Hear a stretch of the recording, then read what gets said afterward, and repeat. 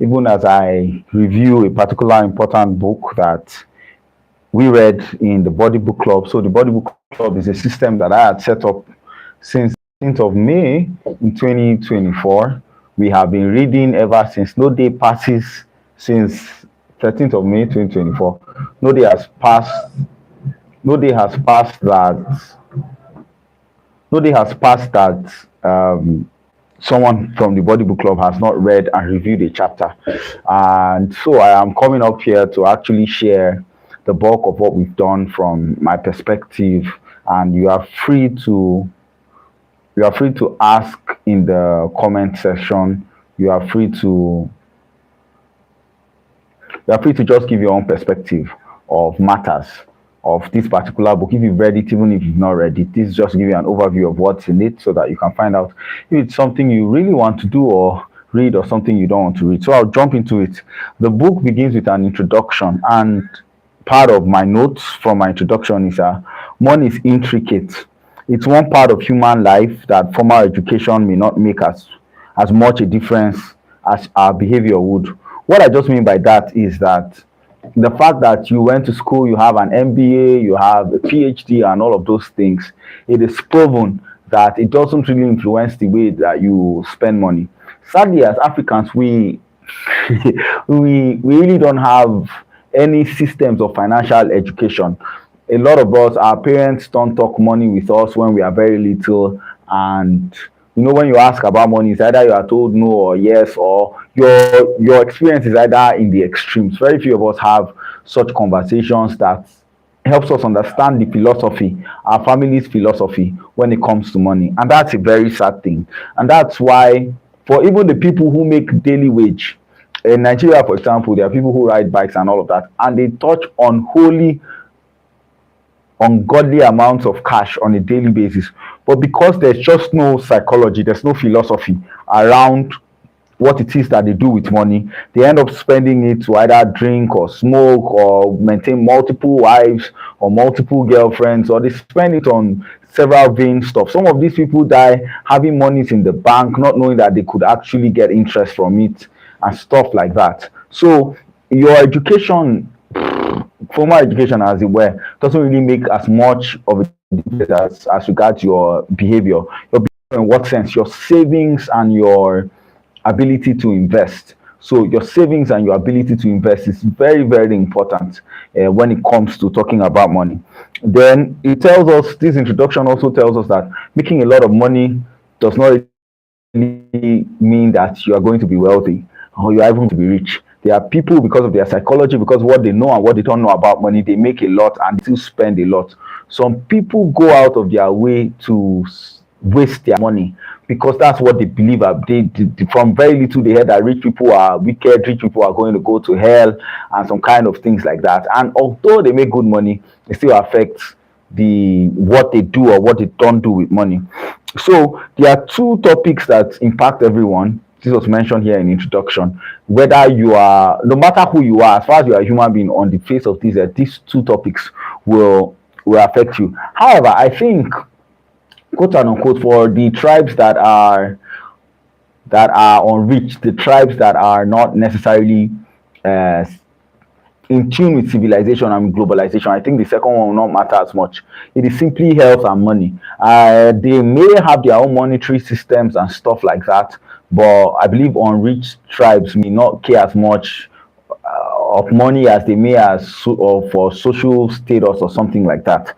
And that's very important thing. That's very important thing about the introduction. I'm taking quite some time here. I'll just move along quickly because it has 20 chapters there. About a few standout statements of this chapter for me are: any behavior is hard to reach, even to really smart people. So behavior is tricky. Behavior is very tricky, even to smart people. When you begin to talk about your behavior as regards to something, it's very difficult. A lot of people assume that because they have the best of intentions, they behave the best of way. Another very important thing is a genius who loses control of their emotions can be a financial disaster. So money and mythology and co are not really steeped into what we call emotional intelligence, as it were, as we are Africans, Nigerians, as it were. It's easy. Everybody, hey, we need to have issue, you say, and all of those things, and it really affects. So even if you are a genius and you don't have your emotions in checks, you're going to be a financial disaster. It also means that ordinary folks who have no financial education can be wealthy if they have a handful of behavioral skills. So instead of this one telling you go out to get money, go out and get more skills and all of those type of things, this book is just dealing with basic foundational things as regards money. And I'm just reviewing from the African point of view. This is not me sounding pessimistic or any of those things. In case you are not from the African region and you are watching this is not me sounding pessimistic. I'm just trying to get the rawness of data out and especially pointing out some faults that can help some of us who are Africans. I will jump straight into chapter 1, which is a very lovely chapter, one of the best beginnings to a book, to a chapter 1, especially a book as this that one can get. It first of all tells us the title of the chapter is No One is Crazy. So this chapter tells us clearly that no matter what you think anybody is doing with money, they are not stupid. They are not crazy. There are things that influence that behavior. For someone who grew up in a house where they shared sardine, right? If you grew up in a house where they shared sardine, Nigerians can relate. So they buy one sardine and they share it. Everybody takes like half or quarter of the 3 sardines that were inside, right? If you now see someone, you go to the university and you see someone buy a whole sardine and eat it at once, it's going to be crazy because how dare you, this holy thing. Or then it was peak milk, tin milk. Let me not mention any brand here. It was tin milk. So for some Nigerians, you understand what I'm saying. You pour it a bit, you cut the part and use a part of the paper wrapping, use it to cover the hole that you have actually made in the sardine. And anyway, this chapter just tells us that, see, we didn't grow up the same way. We do not have the same experiences with money. Even if we are brothers, even if we are twin brothers, we are twin sisters, we totally did not grow up the same way, and we are. So what would seem totally okay to you is crazy to another person. And the funny thing about this chapter, that this chapter also points out to, for people who misuse money, you just know that you make money and you are supposed to be way better financially, right, than whatever it is that you are, or wherever it is that you are along your money journey. It's not that you are totally stupid. If you sit down and think about it critically, you'll find out that something might have just happened along the line. A loose word, an encounter, a money relationship, your uncle had a lot of money, won a contract and died the next 2 weeks and all of those things, and it caused ruckus in the family. That may just cause you to, ensure that you are not that wealthy, so perhaps you don't die in the next 2 weeks or something like that. It's as serious as this. So nobody's crazy, nobody's stupid. Finance is different for everybody, although there are basic principles that guide all of us and that follow money. But how you have been reacting to money as regards money up until now, you are not stupid, you are not foolish, you are not. There's a science to that thing. There's some sense inside what it seems like is nonsense, right? So lead with empathy. One of the things that I learned here with this particular chapter is the fact that I have to lead with empathy, both for myself or for other people. If once we are talking money and someone is beginning to say things that doesn't seem to make sense, I should lead with empathy and compassion and try to find out that what happened, what caused this person to talk this way or to behave this way. A few things that I noted around here. Voltaire's observation. He said that history never repeats itself, man always does. So history never repeats itself, human beings always do. So it's not like you made money and you lost it, then it's something outside that is causing your money habits. No, you are the one that is actually more often times than not repeating yourself.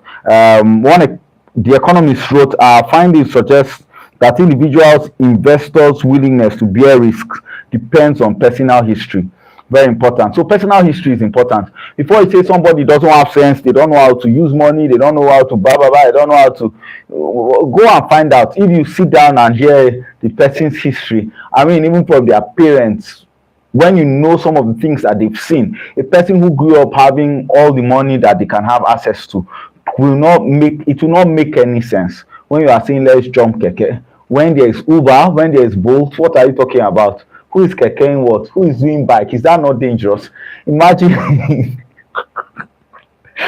imagine for someone who has used public transport all their life trying to discuss money with someone who has never used public transport. Public transportation system is they've never entered it. They can count the fingers on their hand, no matter where they are in the world, how many times they've gotten in there. It's it's crazy. There's nothing two of you may agree on as regards money fundamentally, but it's very important to learn about some of these things and meet yourselves halfway. And let me jump into chapter 2. Get my notes. Chapter 2, and the next chapter states that it talks about the next chapter's title is luck and risk. So this chapter tells us that everybody, no matter who you are on the face of the earth, no matter your financial decision, your financial situation, if your financial situation is very good, you are set for life, you know there are some things that you can never lack. Don't think that it is just because you are a financial superpower, you have sense, that's why you're better than other people who perhaps are still struggling to get financial independence and maybe wealth.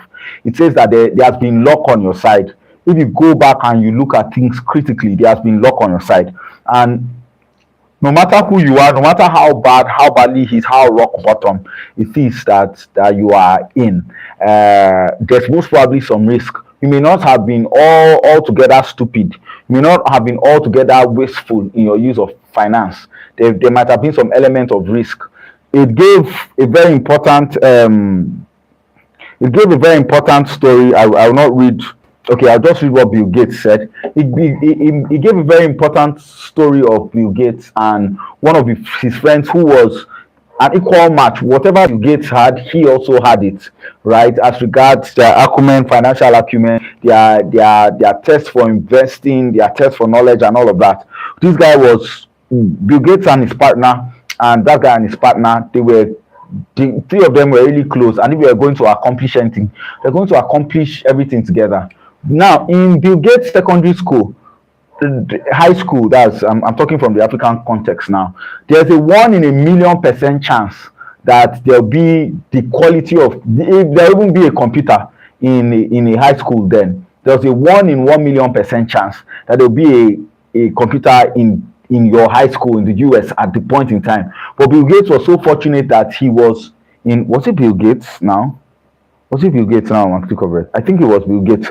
That there was a system, as it were, in that particular school. Please, if it's not Bill Gates, if I'm mixing it up, please just remind me. It's either Bill Gates or Zuckerberg or Bezos, one of the three. So there was a 1 in a million % chance that there would have been a computer in the high school, and Bill Gates was in that school where there was that computer. So he had a 1 in a million chance. While his good friend who was at par with him and they were going to succeed together, there was a 1 in a 1 million chance that a high school student will die in a camping trip, especially when they are hiking. And this guy that was as smart and was Bill Gates' partner from the beginning, he died. They went on a hiking this thing and he fell off and he died, and that's how that particular life was cut short. So when you are seeing Bill Gates' success and you are saying that, oh, this person is so successful, this person is this person is that, just know that luck played a major role. And for some of the people that are doing very poorly and all of that, it may just be risk, like that guy that died, that fell off the hiking trail, and that it could have been Bill Gates that are falling off and died and all of those things. I will not even know him who he is today. So it's very important to look at life from that perspective, that when things are going well for you, it's not that you are, hey, let me use a Nigerian, I know I'm doing this more for an African context, but let me use a Nigerian Nigerian illustration or example, or a Nigerian inside joke. It's not that you are in that Boski, you are in that Boski Bahose, that everything is working out for you, you have money and you think that, oh, it's all because you are so smart and all of that. No, not necessarily. yes, your financial decisions and your behavior contribute to it, yes, but it's not total. There's still a whole lot of good fortune that has to go in there. Bill Gates once said that success is a lousy teacher. It seduces smart people into thinking that they can't lose. So sometimes when you win, you just look at other people and you're like, why can't you just do it? This thing's so easy now, and all of those things. Don't be that type of person. Failure can also be a lousy teacher, and this was the author talking here, that failure can also be a lousy teacher because it seduces smart people into thinking their decisions were terrible, and sometimes they just reflect the unforgiving realities of risk. So hardly you can do everything right, do everything by the books, and you are not well off. The goal is, if you know the right thing to do, just keep doing it. We'll see it as we review some other chapters.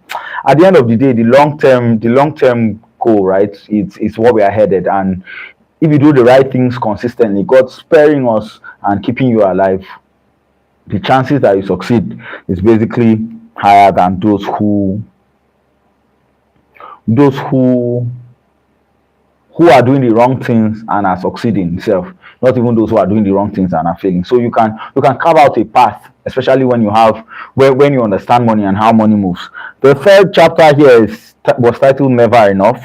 Never Enough. And the whole thing is that rich people do crazy things. So he told stories of some people. I remember this one clearly. There was a guy who came out from like a very poor position in life, and he did so well for himself, grew to the point where he had, I think, millions of dollars in his account. Yet he said, you know what, I want to be a billionaire or nothing. And he went to do some fraudulent stuff and grew to hundreds of millions. I'm not even sure he became a billionaire before his irregularities, financial hanky pankies, caught up with him, and that good name, because of is it an investment banker, financial advisor, all of that, he got sent to prison and he lost everything. You have to get to a point where you say, Ozugo, it's okay, it's finished, I have done enough. Do you understand? This is fine. I've gotten enough. I've traveled. I've improved to some extent. I'm not to risk. There's a statement. There's a statement that was made here. It doesn't make any sense to risk what you have for what you may have. It doesn't make sense to risk what you already have for what you may have. So does it mean that you should not risk anything? No. What it means is that you have to understand the duality of life. For some things, you must be a frugal, micing human being and say, no, this one I cannot risk it. This one I'm keeping it for as some form of security. And you must also work out to have some extra to say that this one is the one that I can risk.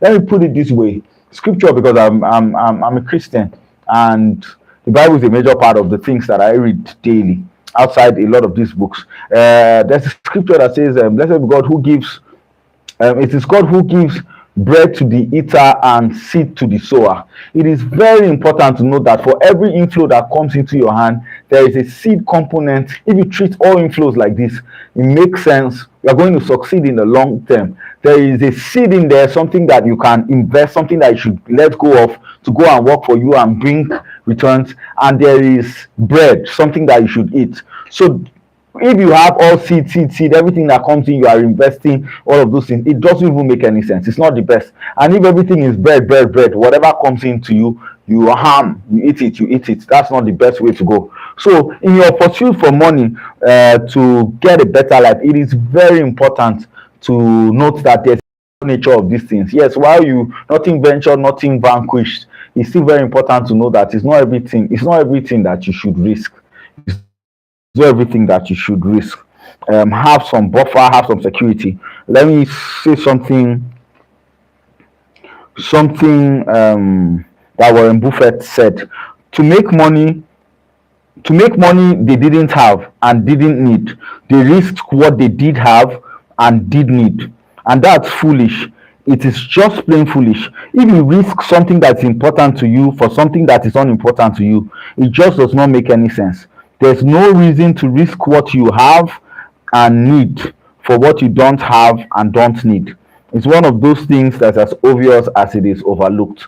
So I beg you, in your quest for money, yes, the book is going to tell you to invest. The book is going to tell you to risk some things. Just know that there are limits. It's not everything that comes into your hand that you should invest. I made an extra note here. It says you don't needlessly. One of the reasons, after reading some of the stories, right? I just made a side note in the book club after my review that see one of the major reasons why we go all out to risk some of the things that we have for some of the things that we don't have is comparison. You are looking over your shoulder, you are seeing, oh, this person is my mate, this person has this person is my mate, this person does that, this person does this other thing. If you understand from what we say in chapter 1 that nobody is crazy, and you too, you know that you are not crazy, nothing's wrong with you for not necessarily getting those things around. It could even just be a be a safety mechanism. So you are not crazy, you are not stupid. Where you are still okay. If it's okay by you, it's okay. That's it. Nobody has anything to say about it. Chapter 4, confounding compounding. Let me give a small story before I look into this. In 2024, early January, February 2024, I can't remember when exactly, when I began reading every day, and I thought that in like 3-4 months, boom, my life was going to change so much and all of those type of things, right? I read the book The Compound Effect, and the day that I saw that it takes about 30 months of consistently doing something, an average of 30 months for the real result of compounding to begin to show. I felt bad. In fact, I cried. I felt horrible throughout the rest of that day and all of those things.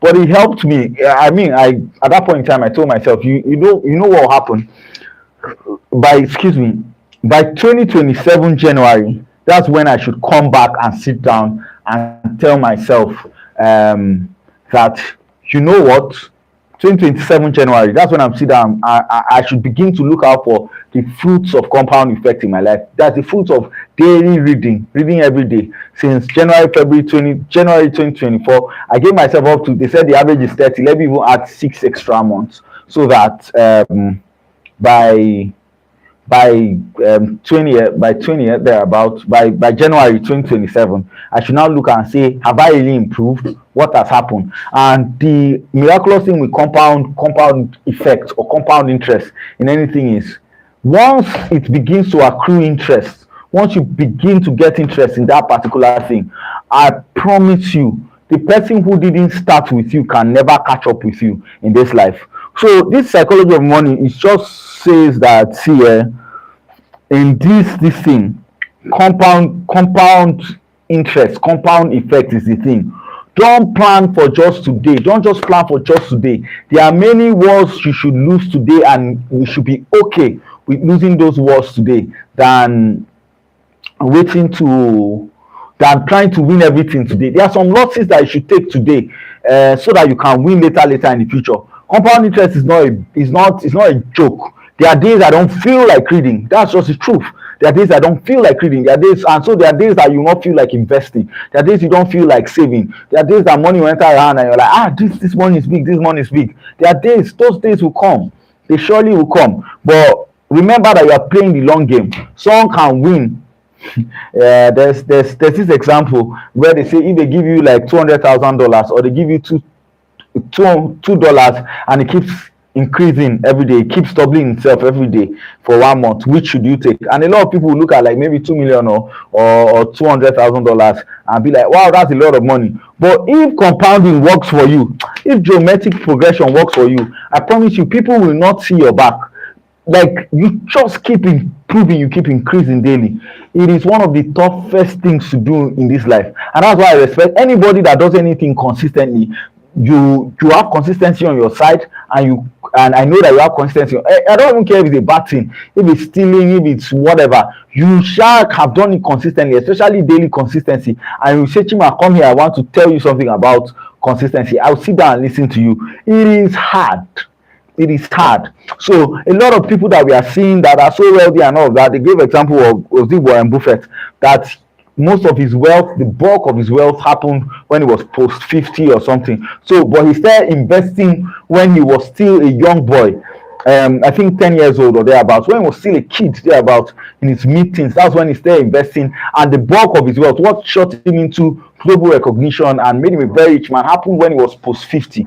He had been consistently investing over 30 years before people began to really catch up with what he's doing. So how about you and I that are barely even on this journey for how many years is it itself, and we are feeling like we have to measure up? Forget it. Do the right thing. Do what you are supposed to do. Time will come and time will tell, and at the end of the day, those who are playing the long game will win at the end of the day. So just have that at the back of your mind, and continue with that. Oh, I didn't even talk so much about chapter 4, but I will move on to chapter 5. So yeah, is the chapter 5's title is Getting Wealthy versus Staying Wealthy. It's crazy. So this chapter tells you that you can get wealthy, but staying wealthy is a different thing. Good investing is not necessarily about making good decisions. It's about consistently not screwing up. There are millions of ways to get wealthy and plenty of books on how to do so. But there's only one way to stay wealthy: some combination of frugality and paranoia. Now, what this chapter is basically saying is that the chapter said something very important. It says that most of the wealthy people, like Warren Buffett, they use Warren Buffett as an example in this book many times. He said that he has over 400 stocks, right? But his wealth, the bulk of his wealth, he made it from only about 10 stocks. Way less than 10%. How many percent is that? About 10 stocks out of 400 and something. So the issue is not that you are failing. The issue is that you don't have enough bandwidth. If you are going to really break out of financial quagmire, it's going to be from very few things. However, we are all not superhumans. We are not God. We don't know the exact things that we are supposed to do exactly. We don't know the 20%. So while you have not discovered those 20% of things, please do expand in the things that you know how to do well. Expand, grow laterally and grow vertically. Expand. He had 400 and something stocks that he was investing in, and only 10 of them made him the multi-billionaire that he is today.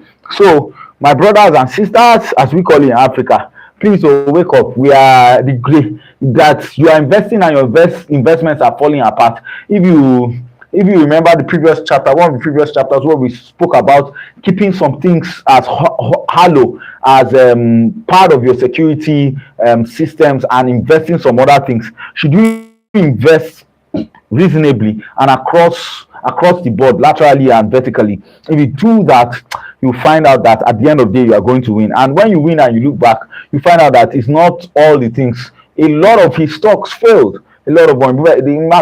They spoke about venture capitalists, how it is that it's just very, very few of their investments that gives them returns. However, when those few investments bring those returns are a whole lot more than whatever it is that they have lost in those other things. So getting wealthy is taking risks, earning money, and the like, or marrying rich. They even they give some different examples. You can marry rich. Some people can defraud people and all of those things. Those are ways to get wealthy. But the only way to stay wealthy is figuring out what works and having great security, so that for everything that regards finance, there are always up days and down days. There's always the crest and the troughs, the bull and how do these people in investment call it now, the bull run and the something other run. I can't remember now, but I should remember. So there's always that up and down. The people that win at it are people that don't shake. When there's an up, then there's down. As far as they understand how that particular thing works, they're going to wait for it to come back up, and they're going to get a lot more. Chapter 6. Oh, I dived into chapter 6 a bit also. It says Tails You Win. That's the title. Tails You Win. So it says that you can. I typed these two chapters before, so I'll not talk so much about it.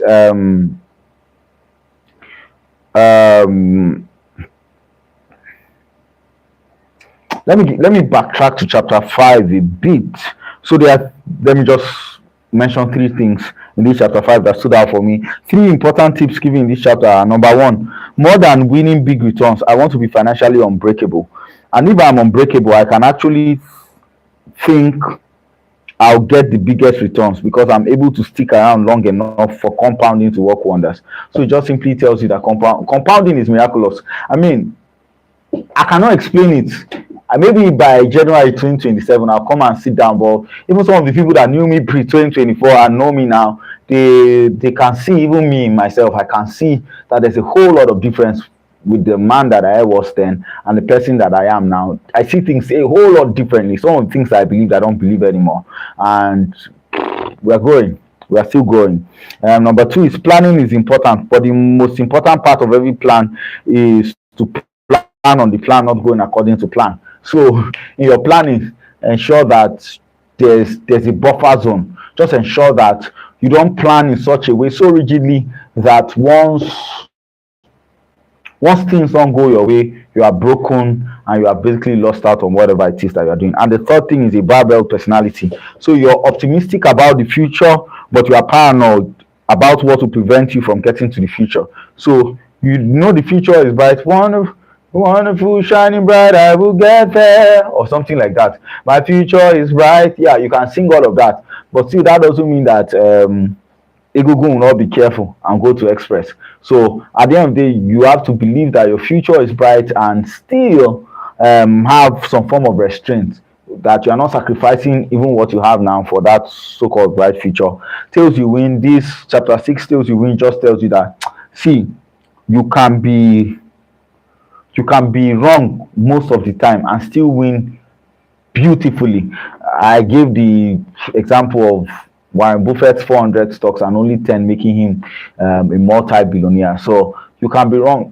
He was wrong 300, at least 390 times, or at least 380 times, and he was right for just 10 times, and those 10 times made the whole difference. So it's not every loss that I should cry about. Go for volume. In fact, if you've not lost a whole lot, I'm not sure you know what winning is, and you may not be able to get the major wins. These chapters are just a major reorientation, especially for some of us at this particular part of the earth, where because we lack social safety net, lack social protection, some of the whoa, because we lack, just give me half a minute, because we lack so Africa has happened, but we continue. Can you help me with my bag? I think my power bank is there. My power bank is in my bag. Should be in my bag. No, don't worry about that. I can shoot with my power bank.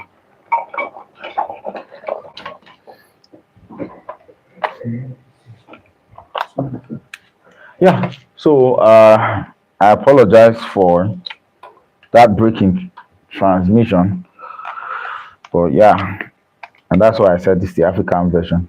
Just turn it on, the lower one. Yep. So I believe I am back. Don't worry, chasing the light it's fine. You don't need to reduce it, do you? So yeah, I'm back. Let me get back. So tails you win, very important. It just states clearly that you need to do stuff as regards.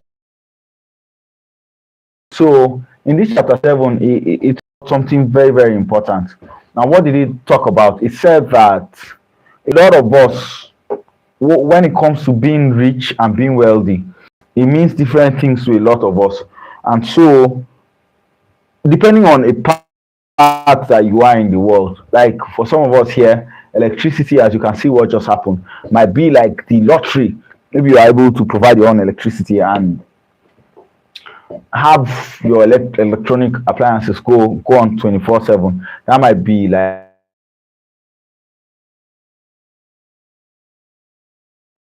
however, that may not be anything for another person, but a very important denominator that cuts across everyone on the face of the earth is the fact that the one of the greatest dividends that money can pay is buying back your time. So having control of your time, having to do things that you love when you love them, to do what you want when you want them. It's very important. So money can have you get other people to take care of some of the things that you must do, and you spend your time doing the things that you really want to do and the things that you really love to do. That's the highest form of happiness. That's the highest form of money. And yes, this chapter kind of says that money alludes to happiness. So money can buy you happiness and all of those things. The chapter says it's not necessarily true that money, wealth, may be able to do that in some cases. So the highest form of wealth is the ability to wake up every morning and say, I can do whatever I want today. People want to become wealthier to make them happier. Happiness is a complicated subject because everyone is different. But if there is a common denominator in happiness, a universal fuel of joy, it's that people want to control their lives. So people really want to control their lives. That's one of the very important things that being quote and unquote wealthy does or is to a particular person or to a particular group of people. Chapter 8. Before I get to chapter 8, for some of us who live in some cities where, I mean, the work schedule is hectic and all of those things, you can have a lot of money, yet you are a slave to your job. You can make a lot of money, but you don't have a life. You can't remember when last you did anything that you really enjoyed doing, and that's a horrible way to live. Some people in some cities, let me not fall anybody's hand, are sitting on that table making a lot of money, but their lives are just miserable because they are not even living. So doing something you love on a schedule you can't control can feel the same as doing something you hate. So doing something you love on a schedule you can't control can feel the same as doing something you hate. So your schedule at time is just so important. It's the greatest dividends that money can pay. The chapter 8 of the psychology of money talks about man in the car paradox. So no one is impressed with your possession as much as you are. I will drop my phone here and I will talk. There's a very important analogy that Morgan Housel spoke about. He said he worked as a valet when he was still in school, when he was in college thereabout. So he worked as a valet. So valet, for some of us who are who may struggle understanding what it is, these are people in very top hotels that when you just drive, you drive into their foyer and you hand your key over to them and they go and help you park your car properly, so you don't have to think about parking your car and all of that.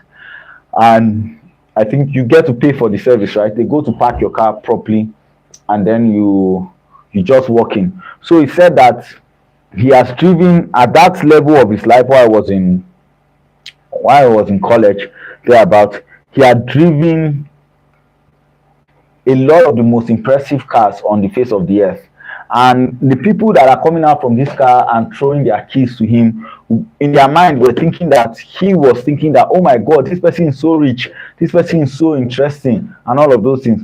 But he didn't care about the car. He didn't care about them as much as he cared about the car. Yes, the car is a status symbol and all of that, but he didn't care as much of the person as much as the car. He was so great at driving this type of car. So nobody cares about your possession like you care about it. They may think that, oh, you are a big person and they'll think about it. Especially in some parts of the world, the third world, where people literally worship money. But at the end of the day, I beg, people have their own lives to live. So when you are doing something or when you want to get something, don't do it because you think that it will necessarily just improve the life that you are living or the quality of life. Not the quality of life, that it will make other people like literally adore you and all of those things. Those adoration and all of those things, they are just fleeting. How is they look at you for 1 second and say, oh, this person is a big man, but their attention goes back to your Rolex watch. That Rolex watch is a blah blah blah blah blah. Have you ever seen a car freak talk about, oh, the person that drove the car is a tall man, he's a blah blah blah, he's a tall person or is a tall woman, she made blonde hair, but they'll tell you the make of your car, how many this and all of that. So the whole thing, they are not necessarily impressed by you, they are impressed by the particular thing, and anybody can have that particular thing at the end of the day. So people tend to want wealth to signal to others that they should be liked and admired. But in reality, those other people often bypass admiring you, not because they don't think wealth is admirable, but because they use your wallet as a benchmark for their own desire to be liked and admired. So at the end of the day, he was feeling good because he had driven those top end cars, the Ferraris, the Lamborghinis, and the like. So he would rather go and say that I've driven this particular type of car than to go and start describing you who gave him the car to drive and park. So people don't just send us like that. I'm speaking pidgin. That's interesting. Let me get back to English. Um, Chapter 9, one of the best chapters in this book, one of the most revolutionary chapters, especially if you didn't grow up in money in this book, is that wealth is what you don't see. Wealth is what you don't see. So spending money to show people how much money you have is the fastest way to show people you have less money. Sending money to show people how much money you have is the fastest way to show people you have less money. Let me even say something as regards the last chapter that I remember. I remember Pastor Sam Adeyemi saying that in his estate gate, whenever he passes with the car, they were saying, Sean, sir, people at the gates, you Africans, you know this thing now, especially when you're living in the highbrow area, the people who work in that place, right, as that are clearly not in your class. They just you as the person in the highbrow place, you think people usually think less of them, or they think that those people worship you, or if they see you anywhere, they will really admire you and all of that. And he said one day they had a small Corolla also for knockabout. So one day he drove out. All the while he thought that they knew him and all of those things, and that's why they were greeting him. So one day he now said, let him go and get something with the Corolla. He drove to the gate. Nobody stood up for him. Nobody saluted him. Nothing. That was the day he understood that they were not necessarily saluting him. They were saluting the car. And that's a very important lesson that we have to learn. And it should teach us a whole lot. Chapter 10 of the Psychology of Money. Okay, I jumped? Yeah, chapter 9 is wealth is what you don't see. Let me just touch on wealth is what you don't see. So spending money to show people how much money you have is the fastest way to show people you have less money. Wealth is the nice cars not purchased, the diamonds not bought, the watches not worn, the clothes forgone, the first class upgrade declined. Wealth is financial assets that haven't yet been converted into stuff you see. So the real people who are really wealthy, the real people who are cheesy, TK,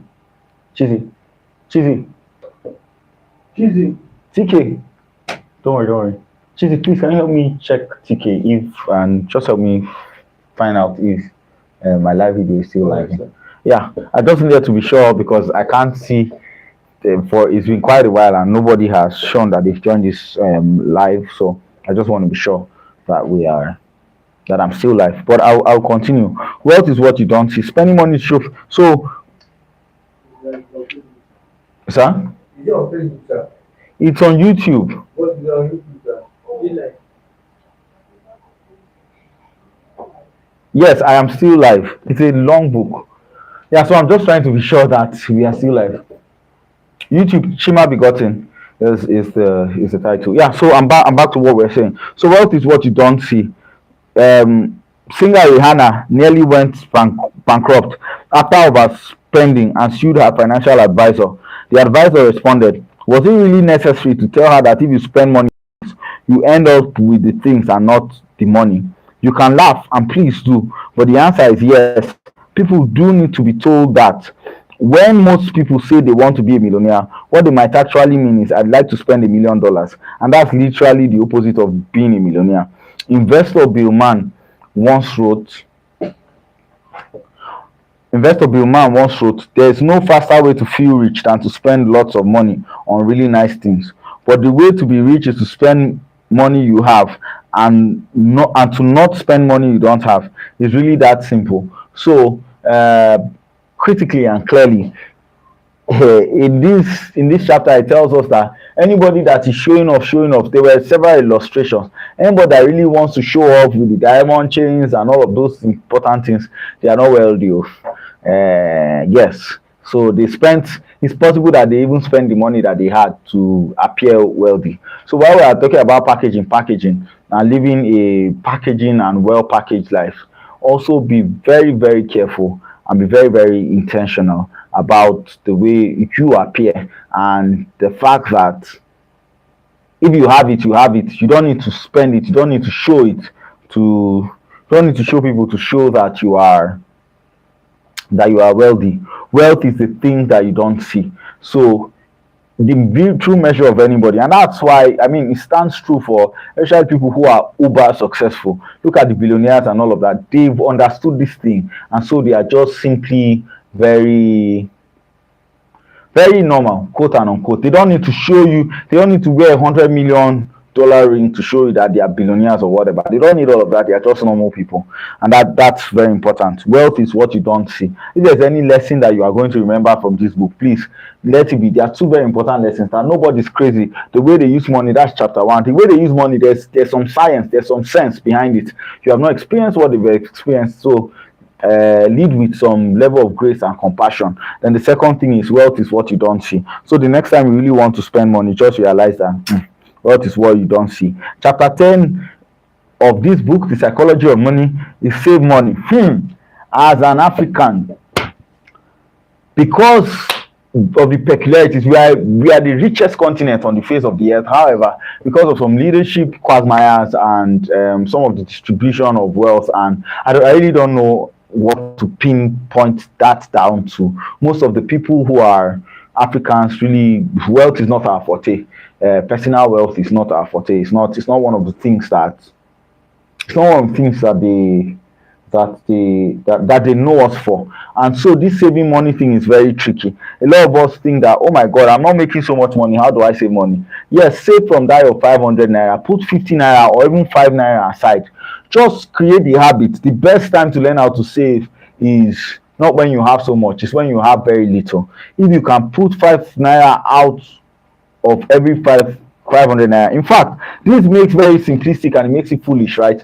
In fact, what I do after reading this book, what I began to do for any inflow that comes in, as far as I really do not have any major financial thing that I need to really spend money on to improve my productivity, for any major inflow that comes in, because I'm trying to build a solid savings culture. I really did not have a solid savings culture as it were. And after reading this book, they said that just save money for saving money's sake. Save it for taking advantage of opportunities. Opportunities are going to come up in future that you will need some form of financial backing. It's not every time that there's an opportunity that I have to run someone and say, oh, please, can you borrow me so and so, or can you lend me so and so to be able to do this? No, save money for saving money's sake.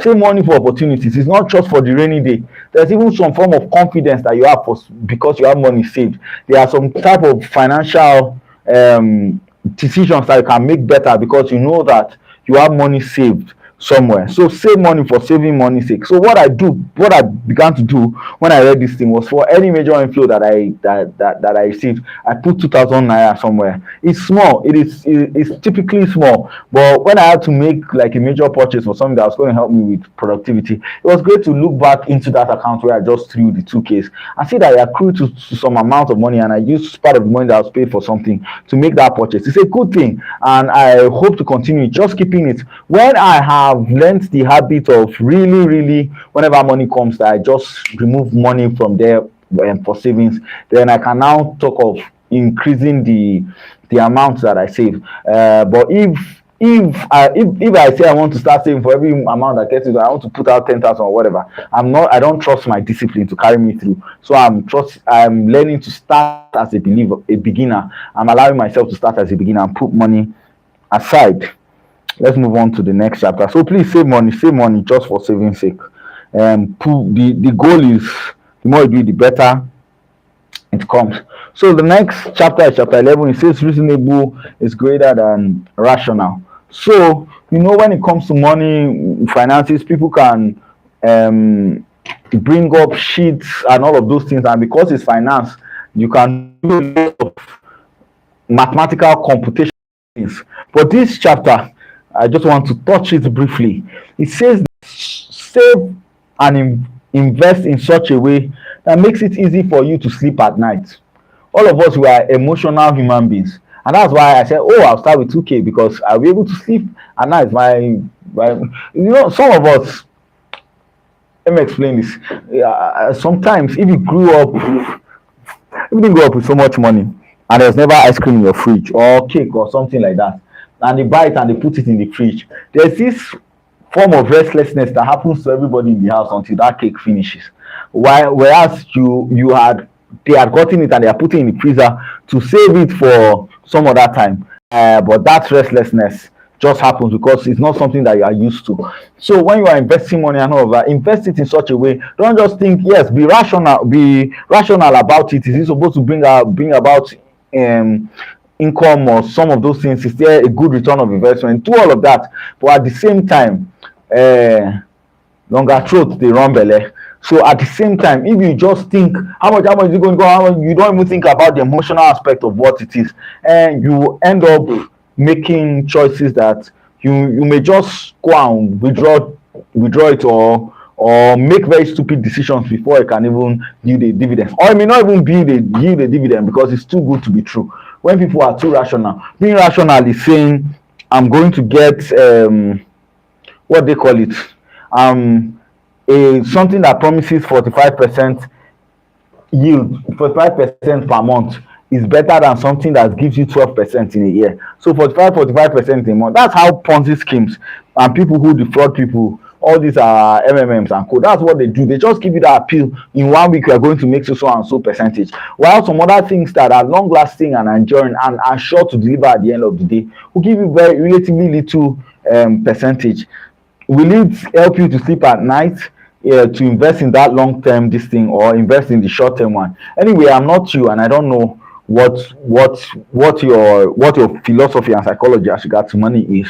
But when thinking about money, don't just think rational, don't just work with numbers. Also check in with yourself. And as a rule of thumb, if it is too good, if it seems too good to be true, it most probably is too good to be true. Chapter 12, surprise. So chapter 12's title is surprise. It says history is the study of change, ironically used as a map of the future. So this chapter simply tells us that, brother and sister, my dear friends, history just tells us what has happened. New things happen. New things happen every single day.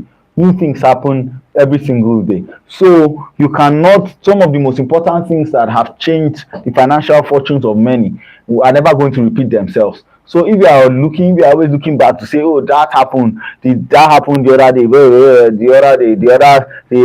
this was how Buffett did it, and all of those things. That time has passed. Wake up to the opportunities that are here. History cannot be used as a map. History should not be used as a map. The things that will change the financial world, the things that will make the next billionaires in the world, they are not things that have happened before. Everybody is following the things that have happened before, so it will not even really move much in needle. Yeah, there are some things that will consistently yield interest, right? But the major things that would catapult people has not happened before. We saw it with cryptos, we saw it with NFTs. By the time a lot of people began to rush and invest a lot of money, boom, they lost all their money. So history should not be used as a map for the future. The psychology of money, right? We are in chapter 12. History should be used as a map for the future. It is the past. We can learn, we can pick out principles. The best thing we can do with history is to pick out principles. Just pick out principles. Don't pick out incidences and want to recreate those incidences.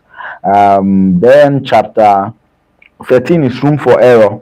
Chapter 13 is room for error. This says that create a buffer, create a room for error. Don't go and invest in one that if it falls today, you have lost everything that you have worked for. Don't invest stupidly. Create room for error. Know that. Also know, and this also is very important, know that whatever you're investing in, there's a chance. If there's a chance that you can make money, there's also a chance that you can lose money.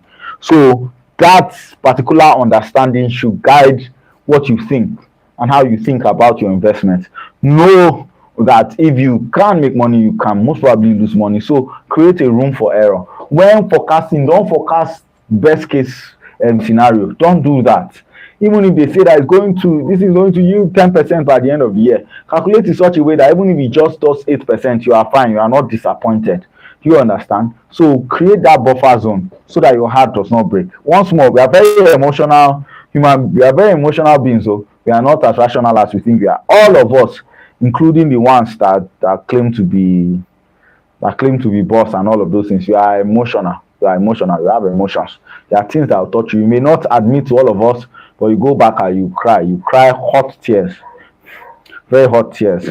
Chapter 14 on the psychology of money says that you will change. I will change. It says just think of yourself 10 days back, 10 years ago. Some of the things that you believe to be true, you no longer think that way. So what makes you think now that when you're making decisions for your future self that you not change? So go for principles. This is it.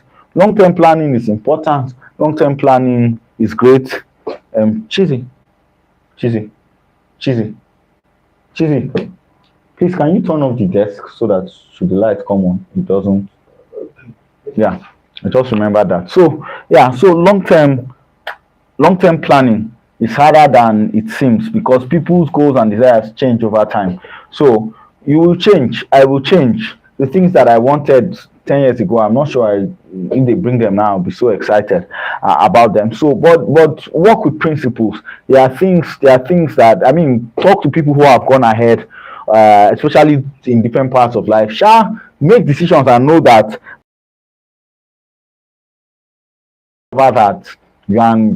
you want to change, you want to evolve. Your philosophies have evolved. What you want out of life has evolved, and that is very important. Let me shake tables here. That's why it's very important with marriage, right? Know the fundamentals of the person that you're getting married to, so that in those days that some of the things that you had said you want to do, in those days that you have changed, you have improved. Just know that there are certain foundational blocks that should not change, or even if they change, it should not alter so much, especially if it's not in a good way. There are principles that can guide us in all these things in life. Don't just go for one case scenario. Don't go for principles. Go for principles, and you will be fine. Even as you grow and you evolve. So let me just read something from this chapter. We should also come to accept the reality of changing our minds. Some of the most miserable workers I've met are people who stay loyal to a career only because it's the field they picked when deciding on a college major at 18. When you accept the end of history illusion, you realize the odds of picking a job when you are not old enough to drink that you will still enjoy when you are old enough to qualify for social security are low. The trick is to accept the reality of change and move on as soon as possible. What this particular chapter is saying that a lot of us make decisions what I did. So in the US or something, or it's in the UK now, the age that allows you to drink is 21. And then, but a lot of us have to decide what we study in the university or college when we are 16, 17. So why do we think that our 17-year-old self knew the best? In fact, that's a luxury for people all in different parts of the world. For some of us in Africa, it's our parents that actually really decide what we want, what we study. And so a lot of us just live our life boxed up in that basket. Am I still live? Boxed up in that basket, thinking that we knew what was best for us then. Then let me go to the next chapter. So no, you don't. It's okay to change your mind. It's okay to improve. Well, as you're doing that, work from principles.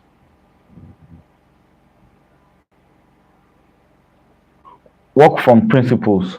Chapter 15. Nothing is free.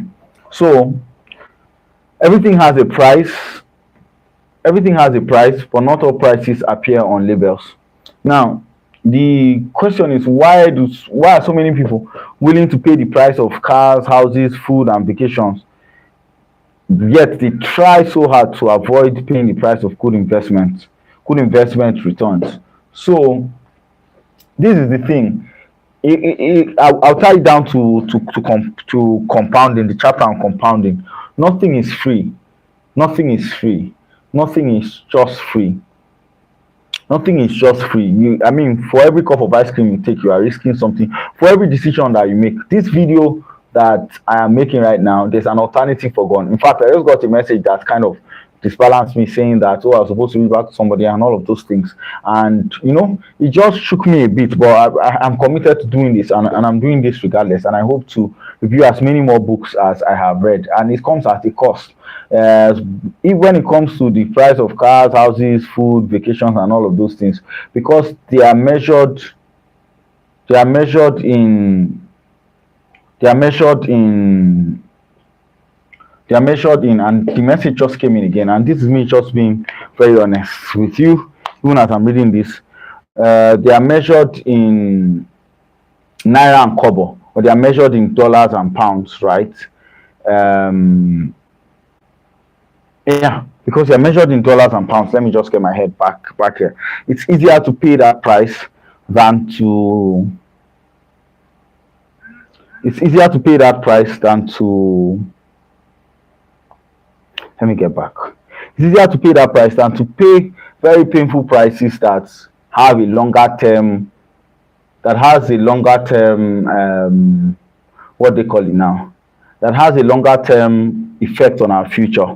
For example, I'm getting messages now, I'm being bombarded about my not being available for something that should give me returns in a short term, but what I'm choosing to do will pay me years over, and it will make way more impact than whatever it is that I'm doing at the moment. I could always get back to it and all of that. And I mean, it's story for another day. Everybody is the most important person. One of these chapters, one of the most important things of this chapter is even in the very next chapter we'll get there. So nothing is free. There's a price to pay for everything, and you have to actively paying the price or you are not. Chapter 16 of the psychology of money is you and me. So beware taking financial cues from people playing a different game than you are. It simply says that all of us are playing different financial games, right?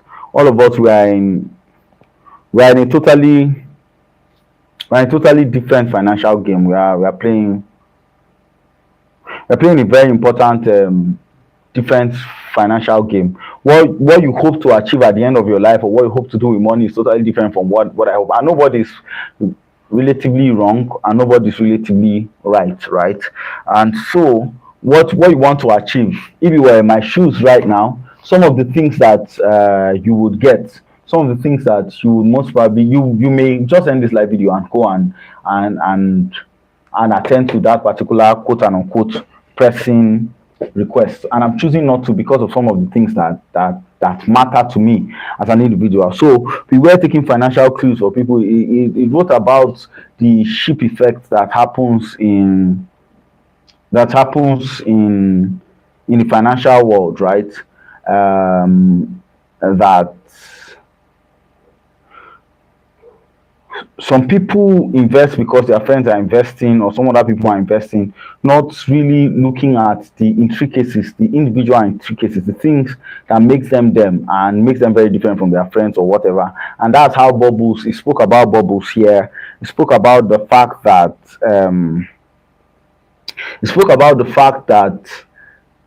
when the dot-com bubble and all those other bubbles, everybody was just investing because everybody said it was hot.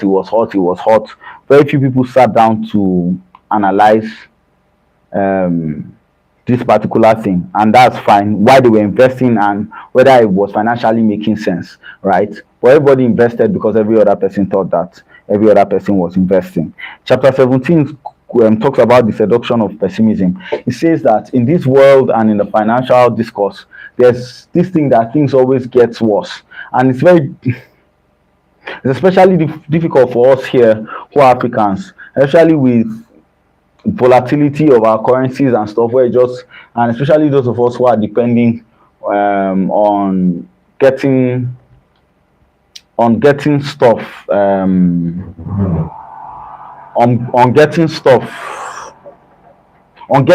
from other countries, from the more developed world. So it seems like prices are ever rising, and if you don't buy something today, it's going to get more expensive in the next 2 weeks and the next 1 year, and it's just that upward trajectory of money. It happens here in Nigeria, where it seems like nothing ever comes down, and that's fact. That's fine. But it says that there's a seduction pessimism.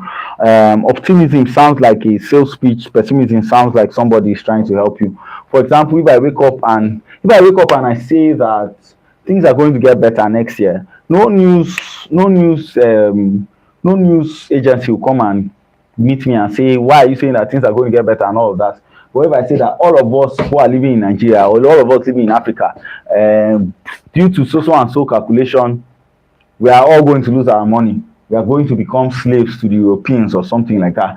Boom! It just ensures that all the whole news agencies, people from all manner of TV stations will come and put a microphone in my face, trying to find out why I said so. So, but if I said the exact opposite due to my calculations, we're all going to be better off. Everybody's going to be like, what is it I'm saying, and all of those things. So, pessimism is very interesting, and we celebrate pessimism. However, the world continues to get better. If you look back, the world just continues to get better. Yes, there are wars now and all of those things that are happening, but the world continues to get better. We are just getting better, and things will get better. Chapter 18. When you believe anything, appealing fictions, why stories are more effective than statistics. So, uh, this opens up the chapter to bias and desperation. So it says that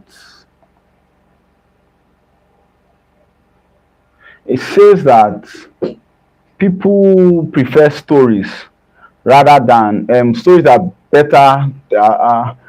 Stories sway people better than statistics. It's a marketing thingy. And so when people are trying to cheat you or are trying to tell you all of those things as regards, especially a failed investment, when the story is too good to be true, it's most probably too good to be true. When it seems too good to be true, it's most probably too good to be true. So everyone has the incomplete view of the world. We form a complete narrative to fill the gaps. Part of the reason forecasting the stock market and the economy is so hard is because you are the only person in the world who thinks the world operates the way you do.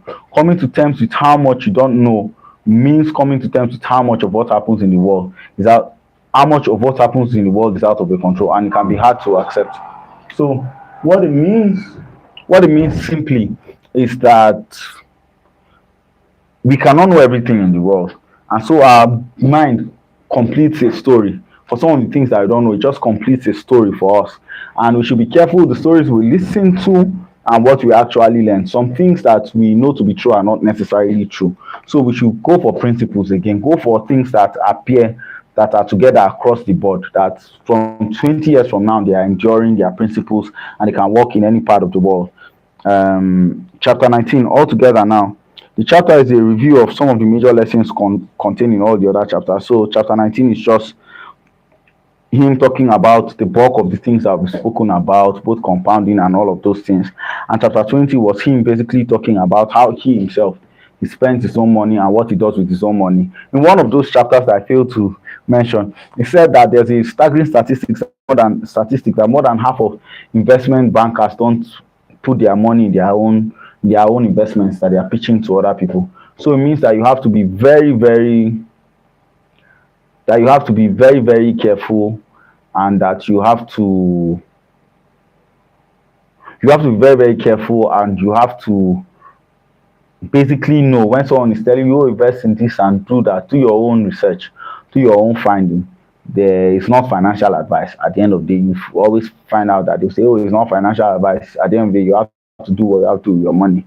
So with this video, I think we spent way over an hour talking about this book. It would be great to hear from your perspectives and just give me feedback generally about the session with this book, and it will really help me. If you also want, if you enjoyed this review and you want few more books, if it's a book suggestion you want me to just touch on from the African point of view, please do well to suggest in the comment section. Perhaps I may read it. If it's something that I may read, and I'll talk about it, try to break it down the way I can and from the perspective that I see it. So thank you. God bless you. See you in the next video.